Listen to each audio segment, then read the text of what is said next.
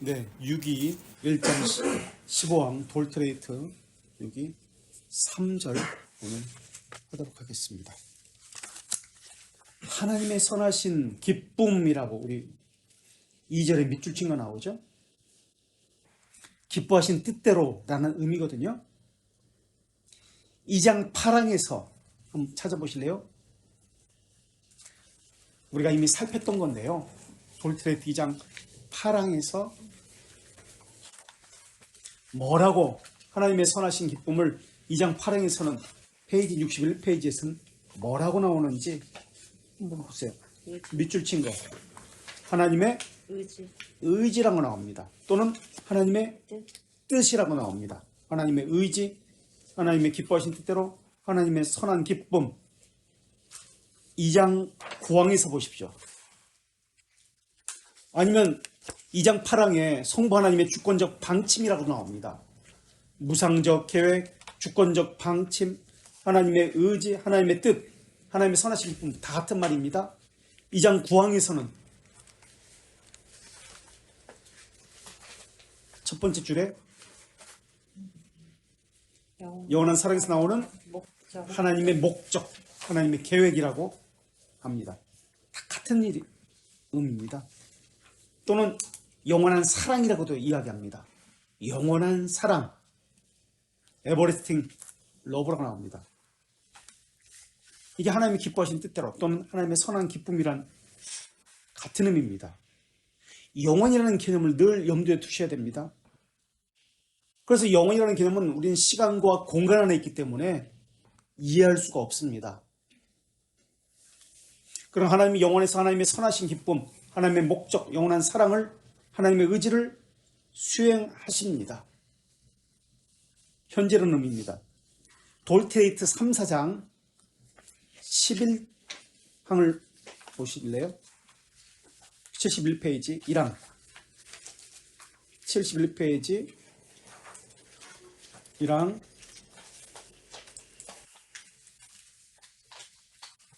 11항 1절 한번 읽어주실래요? 하나님께서 선택한 자에게 자신의 선한 기쁨을 성취하실 때 또는 그들에게 참된 회심을 사역하실 때 복음이 그들에게 외적으로 선포되게 하고 성령으로 그들 마음을 강력하게 조명하시기 때문에 그들은 성령 하나님의 것들을 올바로 이해하고 분별하게 된다. 네, 하나님의 것들을 올바로 이해하게 되고 분별하게 됩니다. 하나님의 선한 기쁨이 성취되기 때문에 라고 나옵니다. 그래서 3항 어떤 일이 일어나나요? 그래서 올바로 이해하고 분별하게 되면 다친 심정을 열고 강팍한 심정을 부드럽게 하고 할례받지 못한 심정에 할례를 베풀고 새로운 전형들을 의지에 주입해 지금까지 죽었던 그의 의지를 살린다. 네, 지금까지 죽었던 의지가 살아나서 그러면 의지가 살아나면 어떻게 된다고요? 순종하게 된다라는 것을 이야기해요. 순종하게 된다. 하나님의 선한 기쁨이 우리에게 나타날 때 이 선한 기쁨은 하나님의 것을 깨닫게 하고 이해하게 하고 분별하게 하고 순종하게 합니다. 우리 의지를 변화시켰기 때문에 하나님의 선한 기쁨이 실행될 때, 하나님의 의지가 실행될 때, 하나님의 영원한 사랑이 실행될 때, 하나님의 계획이 실행될 때, 하나님의 뜻과 목적이 실행될 때 하나님의 것을 깨닫게 되고 이해하고 분별하게 된다는 거예요. 분별. 어떤 것이 선이고 악이고 거짓이고 진리이고 참인지 분별하게 합니다. 거짓 교회가 하는 것이 어떤 것인지 다른 복음을 전하는 것이 어떤 것인지 분별하게 합니다. 라고 나옵니다. 우리 145페이지 하이델베르크 125문 한번 보세요. 네 번째 청원이 무엇입니까? 145페이지 하이델베르크 125문 네 번째 청원이 무엇입니까? 우리에게 일용할 양식을 주옵시고라는데 이 말의 의미가 무엇인지를 한번 볼까요? 1절 몸을 위해 필요한 모든 것을 우리에게 제공하는 것을 기뻐하므로 우리가 모든 선의 유일한 기반인 그분을 인지하고 우리의 보호, 노력, 근면, 심지어 은사까지도 그분의 복 없이 우리에게 유익하지 않다는 것이기에 인지하고 한번 보세요. 영어로 어크널리지라는 단어 썼어요. 선의 유일한 기반이 하나님이시다. 이것을 인지하는 거예요. 이게 지식이라는 개념이에요. 인지하는 거예요. 어크널리지, 난리지가 아니에요. 어크널리지, 인식하는 거예요. 그래서 하나님으로부터 모든 선한 것이 온다는 것을 인지하게 되는 겁니다. 일용할 양식을 주시옵시고, 그리고 2절, 그리고 우리는 모든 피조물에 대한 우리의 신뢰를 철회하고 그분 안에만 둬야 한다는 것이다. 네, 모든 신뢰를 피조물에게서 철회하고 하나님에게만 두는 것, 일용할 양식을 주시옵시고, 그 뜻이. 이때 우리 1절에서 보면 몸을 위해 필요한 모든 것을 우리에게 제공하는 것을 기뻐함으로, 우리에게 제공하는 것을 기뻐하심으로 라고 나오죠. 우리에게 제공하는, 기뻐하심으로, 이게 하나님의 선한 기쁨이라는 뜻이에요. 여기서 하나님의 선한 기쁨이 우리에게 제공하신 모든 것을 기뻐하심으로. 그리고 2절에서 말하는 믿음, 2절에서 우리는 모든 피조물에 대한 우리의 신뢰를 철회하고 하나님에게만 신뢰를 두어야 한다는 것입니다. 이러한 것을 올바른 믿음이라고 이야기합니다. 올바른 믿음과 참된 믿음, 어떤 개념인지 우리가 이미 배웠습니다. 다시 한번 찾아볼게요. 벨지카 22장 1항 올바른 믿음에 대해서 나옵니다. 20페이지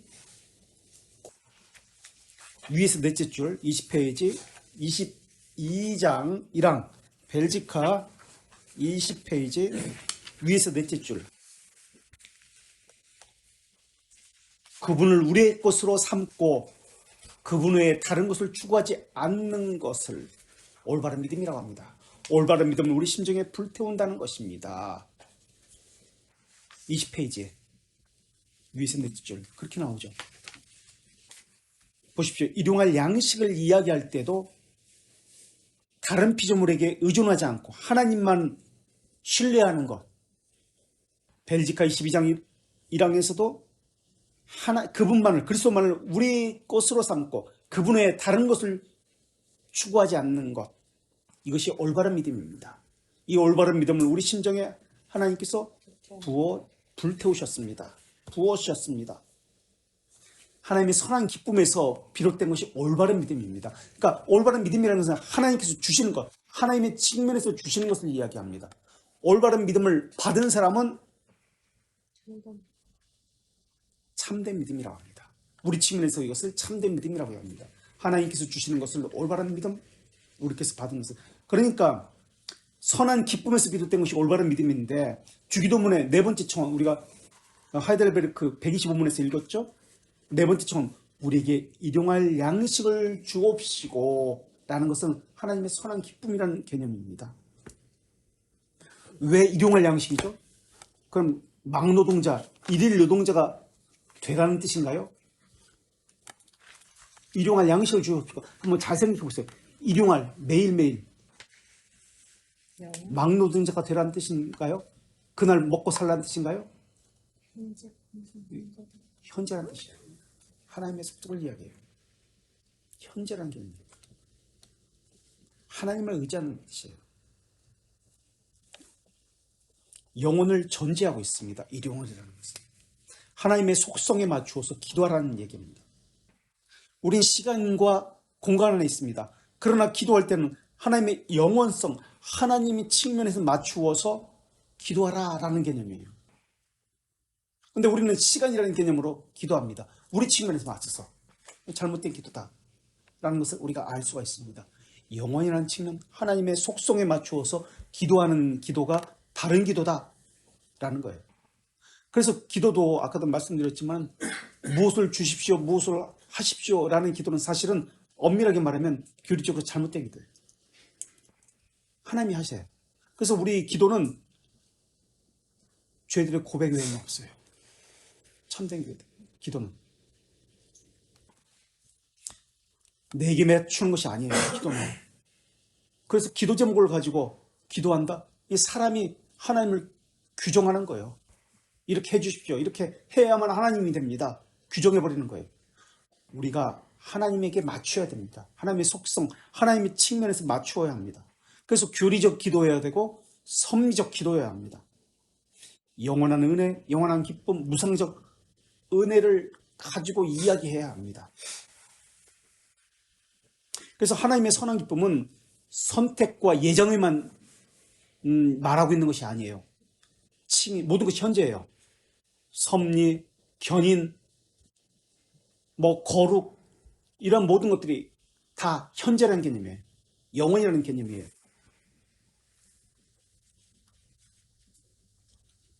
하나님 우리를 중생시키시고 선한 의지를 갖게 하시고 영분별하게 하시고 순종하게 하시고 우리의 필요한 모든 것을 주실 수 있는 분이십니다.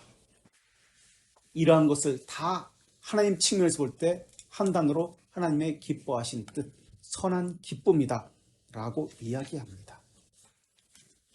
이것을 우리 측면에서 보면 우리의 유익을 위해서입니다. 영적 선을 위해서입니다. 영적 선에 도움이 되기 때문에 주신다는 의미입니다. 그래서 하나님은 우리의 구원에 관심이 있습니다.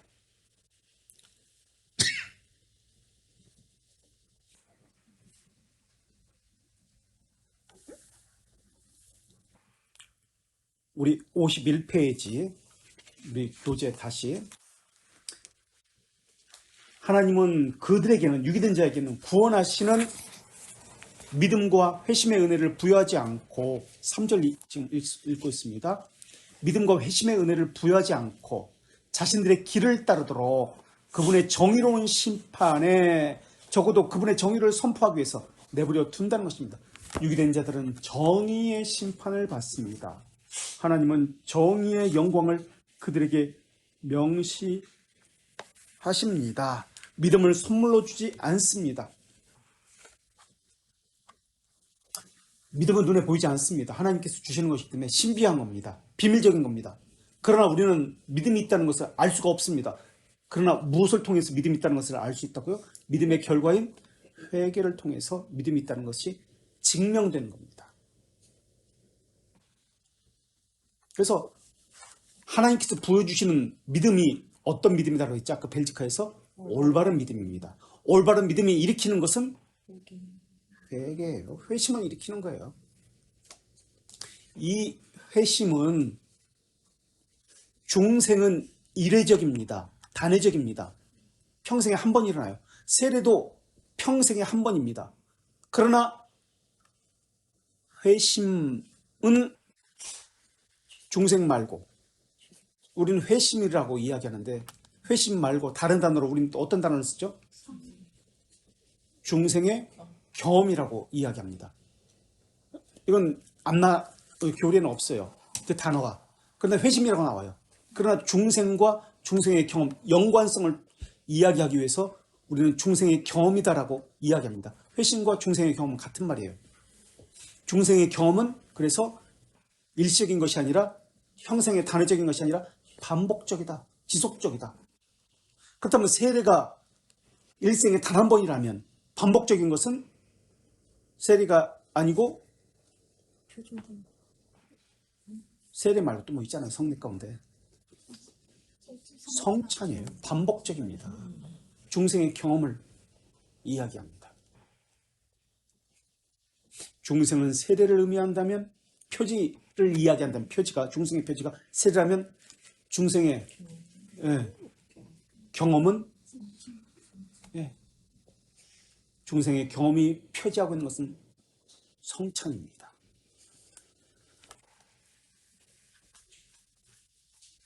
그래서 올바른 믿음이 회심을 일으킵니다. 반복적인 중생의 경험을 일으킵니다.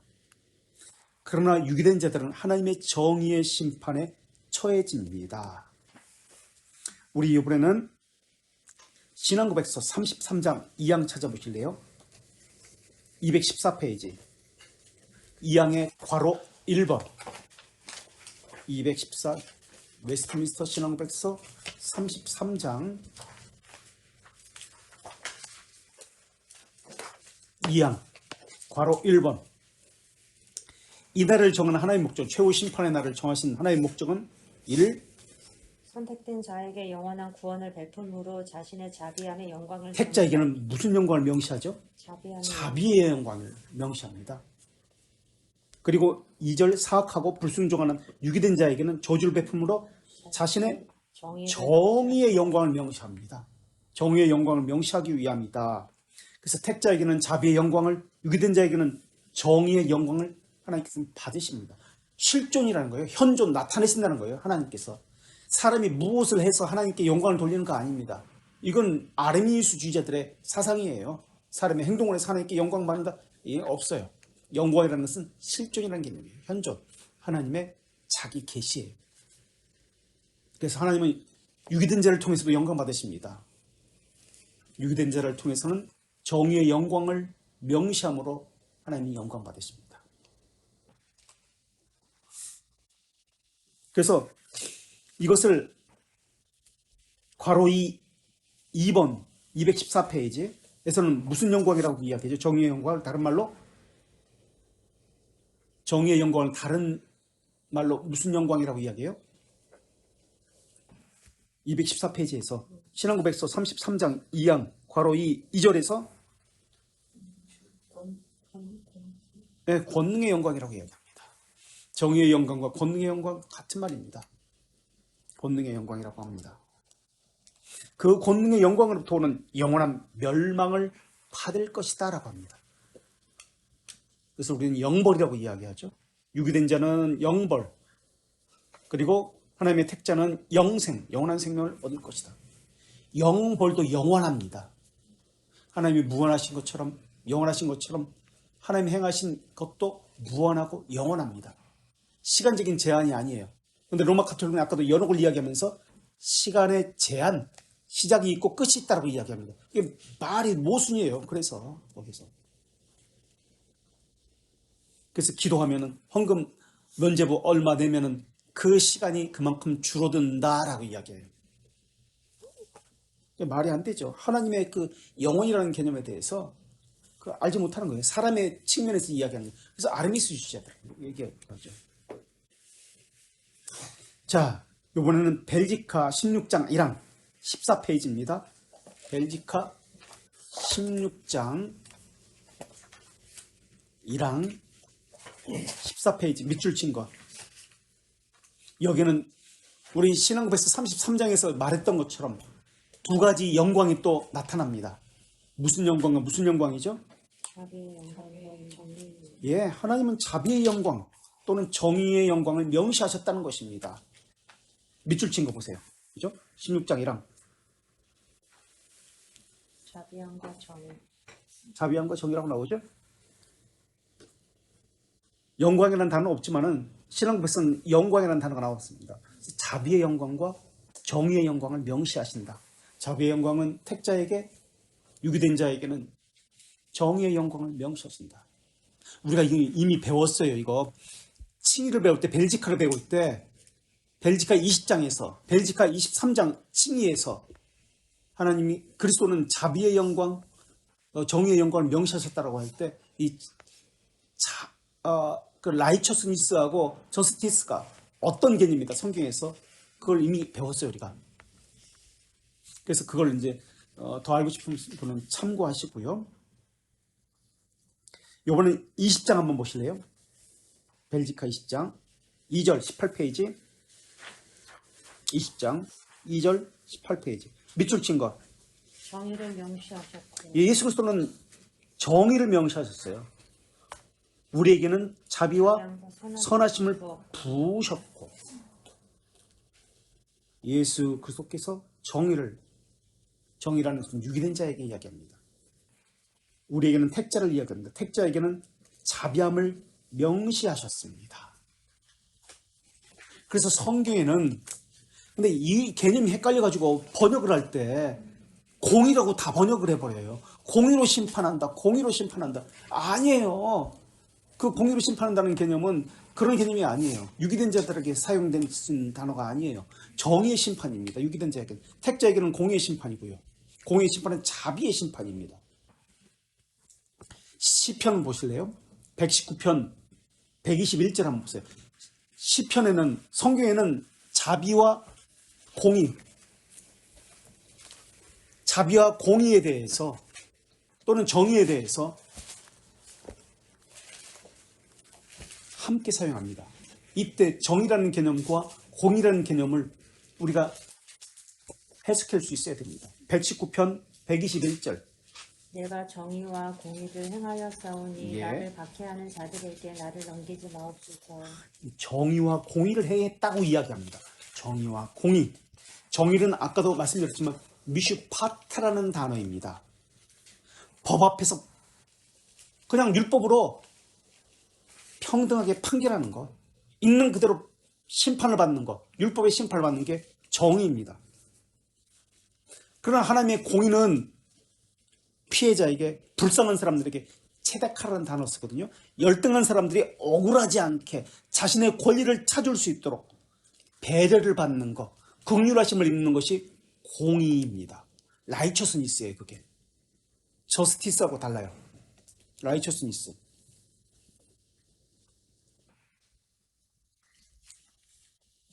로마서 3장에서 말하는 의라는 것이 있잖아요. 이신 칭의할 때 그 로마서 3장에서 이게 공의예요. 정의가 아니에요. 하나님의 뜻을 만족하는 게 공의입니다. 하나님의 의지, 하나님의 선한 기쁨, 하나님의 계획, 하나님의 영원한 사랑을 만족하는 것은 공의입니다. 그래서 시편 기자는 하나님 앞에 호소할 때 공의를 가지고 호소합니다. 공의를 가지고 자신의 무죄를 호소하는 거예요. 정의를 가지고 호소하는 거 아니에요. 공의를 가지고 호소하는 거예요. 예수 그리스도께서 정의의 심판을 대신 받으셨기 때문에. 그러나 바리새인은 율법을 자신이 지켰다라는 것을 가지고 정의에 호소하는 거예요. 그래서 그들은 하나님의 저주를 받습니다. 저주와 진노를 받습니다. 그래서 하나님을 스스로 만족해했다고 그래요. 율법을 지켜서. 우리 하이델베르크 12문 100페이지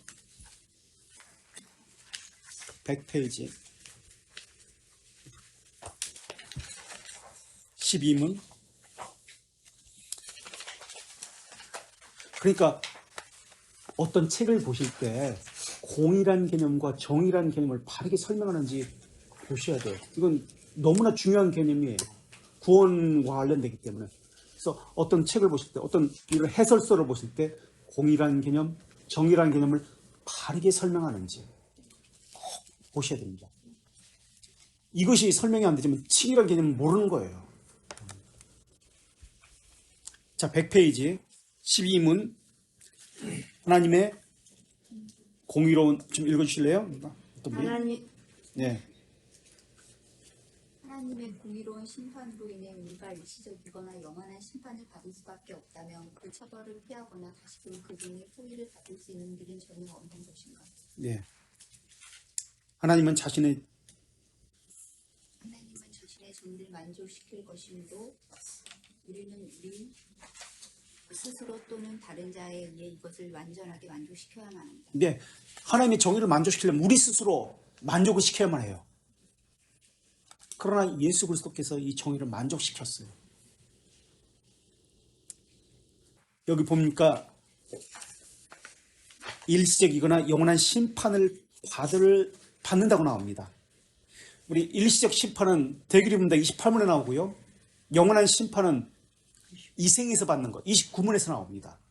일시적 심판은 내적인 심판, 외적인 심판, 이 땅에서 받는 것인데요.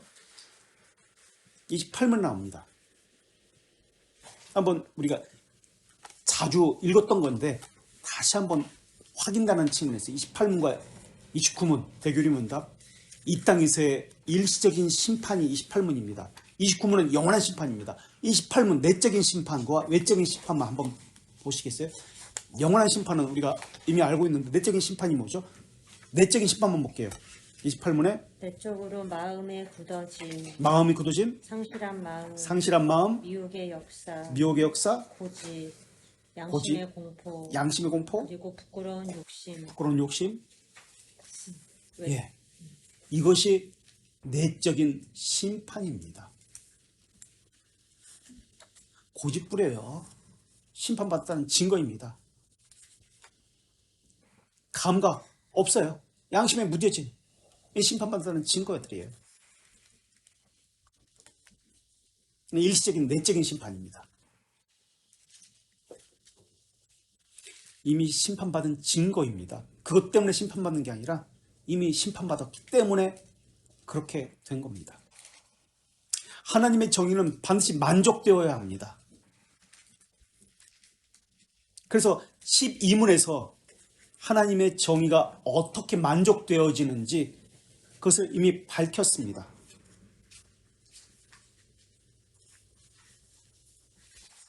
자, 우리 96페이지 하이델베르크 1문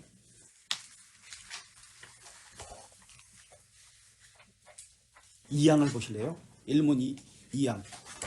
삶과 죽음에서 당신의 유일한 위로는 무엇입니까? 라고 하는데 2항. 그분은 자신의 값비싼 보혈로 나의 모든 죄를 충분히 만족시키고 예, 그리스도께서 보혈로 충분히 만족시켰다고 합니다. 정의가 만족되어야 돼요. 그런데 예수님께서 피를 흘려서 하나님의 정의를 충분히 만족시켰습니다라고 합니다. 그리고 마귀의 모든 권세로부터 나를 구원했습니다라고 합니다. 예수님께서 하나님의 정의를 만족시킨 거예요. 우리 대신 저스티스가 만족되어진 겁니다. 그것을 믿음으로 수용하는 자는 라이처스니스, 공의 심판을 받는 거예요. 자비의, 긍휼의 심판을 받는 거예요. 예수님께서 정의의 심판을 받았기 때문에 충분히 만족시켰습니다. 부족하지 않다고 합니다. 협력하는 은혜 아닙니다. 이것으로만 오직 그리스도로만 만족되었습니다. 그러나 유기된 자들은 그리스도의 공로를 수용하지 않기 때문에 믿음으로 이것을 받지 않기 때문에 정의의 심판이 내려줄 수밖에 없는 거예요. 그래서 우리가 벨지카 23장에서 우리 공부할 때 저스티피케이션 뭐죠? 저스티피케이션 정의, 저스티스, 라이처스니스 공의, 자세히 설명했어요. 저스티스, 저스티피케이션 우리 칭의가 뭐죠? righteousness. 라이처스니스, 칭의는 justification. 저스티피케이션. 네. 이거 충분히 설명했어요. 그래서 예수님께서 택자를 대신해서 정의의 심판을 받으신 거예요.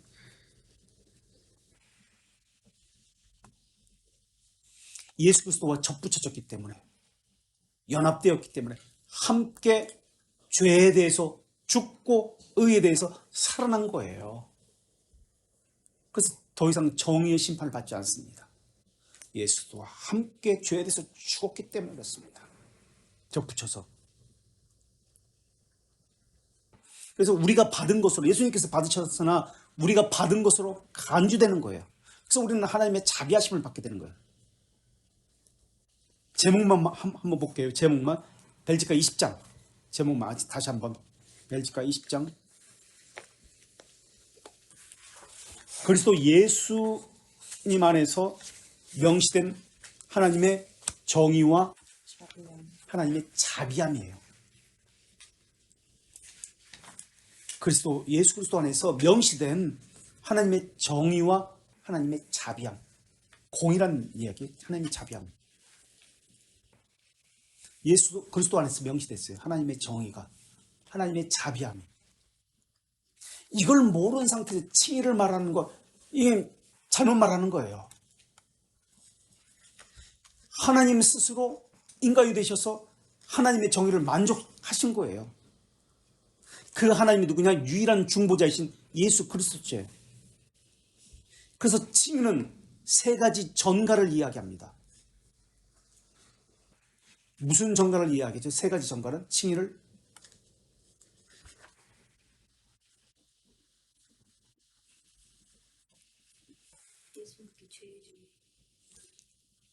어떤 전가를 이야기하죠? 칭의는 의의 전가, 거룩의 전가 말고 또 하나 있습니다.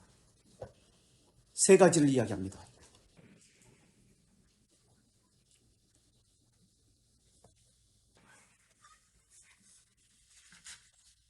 우리 60문 찾아보실래요? 하이델베르크 118페이지 118페이지 60문 사망.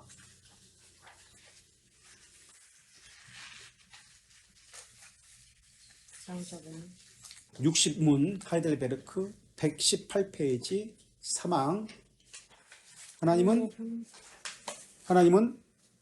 나의 어떤 공로 없이도 은혜로 오직 전적인 은혜로서 무엇을 완전한 전가하죠? 만족. 완전한 만족을 전가합니다.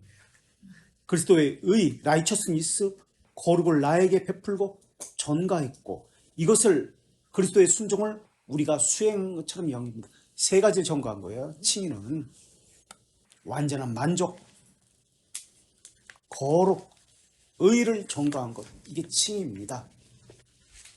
이게 정의에 대한 만족을 이야기하는 거예요. 이게 지금 정의에 대해서, 하나님의 정의에 대해서 충분한 만족을 했다. 이것을 우리가 수행한 것처럼 여깁니다. 그럼 그리스도께서 행하신 것은 저스티스예요. 우리에게 주신 것은 라이처스니스예요. 61문 119페이지. 당신이 오직 믿음으로 어렵다 여기신다는 것을 어떤 의미입니까? 왜 말합니까 이것을? 61문 119페이지 한번 또 읽어주세요. 1절. 내 믿음의 가치 때문에 내가 하나님께 수용될 수 있는 것이 아니라 내 믿음 때문이 아니라 2절. 그리스도의 만족, 의와 거룩만이 하나님 앞에 나의 의고. 그리스도의 만족이 나왔습니다. 공의 라이처스니스, 거룩만이 하나님 앞에 나의 의입니다. 만족, 공의, 거룩이 내 의입니다. 여기서는 공의라고 나왔어요. 그죠? 정의가 아니라. 예수님이 정의를 받으셨기 때문에 우리는 공의의 심판, 내게 공의예요. 이제 라이처스니스가 된 거예요. 이해되시겠죠? 예수님은 저스티스, 우리는 공의. 예수님이 저스티스를, 정의를 받았기 때문에. 그래서 만족과 공의와 거룩이 하나님 앞에서 나의 의가 되었습니다 라고 합니다. 아르미수자들은 조건 때문에라고 해야 합니다. 허나 아닙니다. 하나님의 선한 기쁨 때문에 그렇습니다. 유일한 이유입니다. 하나님의 선한 기쁨은 사람에게서 그 무엇도 상상해서는 안 된다라는 의미입니다. 하나님의 선한 기쁨과 목적과 합의는 어디에서 나오는 것입니까? 하나님의 의지에서 나오는 것입니다. 하나님의 뜻에서 나오는 겁니다. 하나님의 거룩한 의지에서 나오는 것이 하나님의 선한 기쁨입니다. 목적과 합의입니다. 하나님의 의지에서 나오는 목적은 하나님을 영화롭게 하기 위해서입니다. 영화롭게 한다는 것은 하나님의 현존을 우리에게 스스로 밝히 보이신다는 뜻입니다. 합의에 의해서 새 위격의 협의를 한다는 말이 영화롭게 한다는 말입니다. 협의라는 말은 카운설입니다. 합의에 의해서 새 위격, 성부, 성자, 성령 합의에 의해서, 협의에 의해서 한다는 말입니다. 우리 신앙고백서 155페이지 3장 1항 1절, 웨스트민스터 신앙고백서 155페이지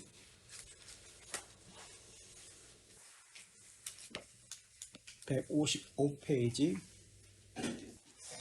3장 1항 1절. 영원부터 하나님은 자신의 의지에 있는 가장 지혜롭고 거룩한 방침에 의해 자유롭게 또 불변적으로 일어나는 모든 것을 정한다. 네. 무엇에 의해서 정하셨다고요? 자신의 의지. 하나님의 의지에 의해서 거룩한 방침이 정해진 거예요. 하나님의 의지에 의해서 거룩한 방침이 정해진 겁니다. 6항 보실래요? 157페이지에 그 다음 장에 1항 목적이 나옵니다. 왜 하나님께서는 거룩한 방침에 의해서 정하셨는가? 거룩한 방침을 정했는가? 하나님의 의지에 의해서. 뭐죠? 6항에? 하나님은 영광에 이르도록. 예, 하나님의 영광에 이르도록 목적이 나옵니다. 왜 하나님께서 의지에 따른 선 기쁨을 가지셨는가? 하나님의 영광에 이르도록 선택자들을 정하신 겁니다. 그래서 읽어주세요. 하나님의 영광이 이르도록 선택된 자들을. 선택한 자들을 정하셨기에 자신의 의지에 따라 영원하고 가장 자유로운 목적에 의해 모든 수단도 미리 정하셨다. 수단도 미리 정하셨어요. 영광에 이르기 위해서. 하나님의 의지에서 정리해 볼게요. 선한 기쁨이 나옵니다. 목적과 합의도 나옵니다. 이런 말은 시간적 개념이 아니에요. 영원이라는 개념이지. 종속이라는 개념, 포함한다는 개념이에요. 하나님의 의지에는 하나님의 선한 뜻이 포함되어 있습니다. 하나님의 목적이 포함되어 있습니다. 라는 뜻이에요.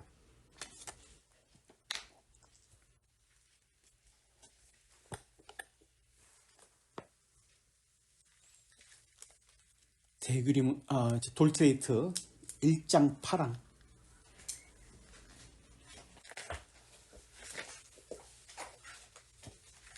1장 8항 47페이지 셋째 줄. 1장 8항 47페이지 셋째 줄. 1장 8항 성경이 하나님 의지의 선한 기쁨, 목적과 방침이 하나임을 선언하기에 이에 따라 그분은 영원부터 은혜와 영광, 우리가 그 안에서 걷도록 정한 구원과 구원의 길에 이르도록 우리를 선택했다. 보십시오. 똑같은 말이 나오죠. 하나님의 의지의 선한 기쁨, 목적, 방침이 하나님을 선언하기에 이에 따라 그분은 영원토록 은혜와 영광, 우리가 그 안에서 걷도록 구원과 구원의 길이 이르도록 우리를 선택하셨다. 모든 사람은 유기된 죄로 살아갑니다. 그런데 하나님께서는 영원에서 택자를 선택하셔서 하나님의 자비하심을 명시하셨습니다. 그래서 시간 안에서 구속사역을 행하셔서 구원에 합당한 자로 만들어 가신다라는 거예요. 간섭하신다는 거예요. 하나님의 정한 방편을 가지고, 방법을 가지고. 반대로 정의는, 하나님의 정의란 말은 심판, 정의 심판도 이야기하지만 간섭하지 않고 내버려 둔다는 의미가 있습니다. 그 결과 자기 스스로 자기의 길을 걸어간다. 그래서 하나님의 정의의 심판을 받게 합니다. 라는 겁니다. 그 다음 하나님은 택자에게 공의의 심판을 내리십니다. 택자에게 공의의 심판을 내리셔서 주시는 것이 무엇입니까? 우리가 51페이지에서 정의로운 심판을 내려서 영생을 주시는 것이죠. 영세라는 말의 의미는 다른 말로 또 이제 그리스도와 교제한다는 말의 의미인데 안식이에요. 평강이에요. 쉼을 주신다는 거예요. 유기된 자에게는 51페이지로 다시 와서 정의의 심판을 내리잖아요. 정의의 심판을 내릴 때 자신들의 길을 가도록 하게 합니다. 자신 생각대로 하게 해요. 내버려둬요. 간섭하지 않아요. 내 생각이 옳다고 여기서 그냥 그 길을 가게 해요. 내버려 두는 거예요. 그게 정의로운 심판이에요. 마음의 완고함, 강팍함을, 고집을 부리게 내버려 두는 거예요. 그게 정의의 심판을, 일시적인 심판을 받았다는 뜻이에요. 그래서 정의를 선포하기 위해서 내버려 둔다는 뜻입니다. 그래서 정의의 심판을 내려서 영벌을 영원토록 정죄하고 벌을 내리십니다. 영벌을 주신다는 이야기가 우리 51페이지 3절에서 이야기하고 있습니다. 영원토록 정죄하고 벌을 내리십니다. 영벌이에요. 그러니까 이것도 영원이라는 개념이에요. 영원, 무한. 우리는 시간적 개념으로 벌, 언제부터 언제까지 이런 개념을 생각하는데 아니에요. 하나님의 속성이 영원이기 때문에 시간의 개념이 아니에요. 늘 현재예요. 계속해서 현재예요. 영벌이 주어집니다. 우리 돌트레이트 1장 6항 2절 보실래요? 45페이지 1장 6항 2절.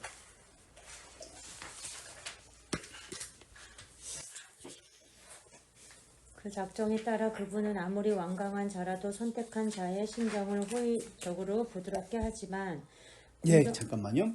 완강한 자라도 어떤 완강한 자라도 선택한 자의 심정을 호의적으로 부드럽게 만든대요. 하나님 간섭하셔서 부드럽게 해요. 하나님의 순종하게 합니다. 이 말을 다른 말로 하나님의 자비함이 명시된다는 뜻이에요. 자비함이 명시된다. 늘 간섭하세요. 늘 말씀하시고. 그래서 마음을 부드럽게 하고 순종하게 하세요. 자비함을 명시한다는 말. 그리고 공정한 판단으로 또는 심판으로 선택되지 않은 자를 자신의 사악함과 완고함에 내버려 두십니다. 완고함에 내버려 두신다. 아까 일시적 심판 봤죠? 이 말은 정의의 심판을 내린다는 말이에요. 일시적 심판이겠죠. 사악함과 완고함 때를 강팍함에 고집에 내버려 둔다. 하나님의 택자에게는 간섭을 하십니다. 그래서 그 길이 하나님 뜻이 아니면 간섭을 해서 고난을 받기도 하시고 고통을 받기도 하십니다. 그것이 하나님이 기뻐하는 것이 아니기 때문에 이것은 동시에 훈련이라는 의미도 있습니다. 아니라는 것을 늘 말씀하세요. 그래서 옳은 것, 바른 것을 찾게 하세요. 그래서 하나님의 자녀라면 바른 길로 가게 되어 있습니다. 그게 보존이고 인도하심이에요. 이것을 부성애를 아는 확고하고 확실한 지식의 믿음입니다. 우리를 향하는 호의에 대한 그냥 내버려 두시는 것이 아니에요. 내가 원할 때, 내가 필요할 때만 도움을 주시고 그런 분이 아니에요. 그렇지 않습니다. 하나님의 주권자라는 이 개념이 아니에요. 그런 개념이 아니에요. 하나님은 우리가 의의 사람이 되길 원하세요. 하나님의 정의는, 하나님의 진노는 어떻게 해야 됩니까? 우리 요거 좀 긴데